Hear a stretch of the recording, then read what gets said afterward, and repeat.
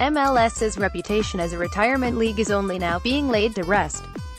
Within the individual clubs, few teams felt the brunt of that negative reputation quite like New York City FC. I can't count the number of tifos that depicted jabs at the age and overall ineffectiveness of Frank Lampard and Andrea Pirlo, mainly from the Jersey side of things.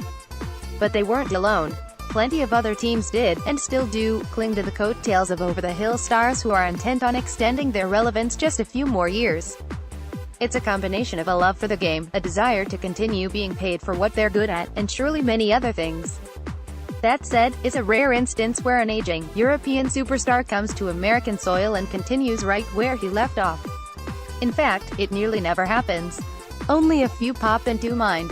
Robbie Keane, for instance, did a fantastic job continuing his successes when he came to LA. That said, Keane was a part of a heavy-hitting LA team that was the best in MLS and a veritable powerhouse year in and year out. More from MLS Multiplex. What New York City FC asked David Villa to do was much more than that.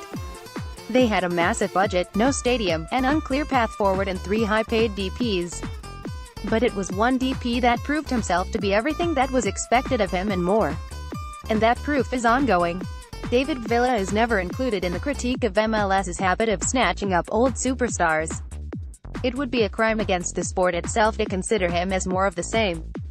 Not just because he has had success, like Keane had, at scoring goals, but because of what he has meant to the city, to the team and, perhaps most importantly, what you continue to see out of him on the pitch on any given match day.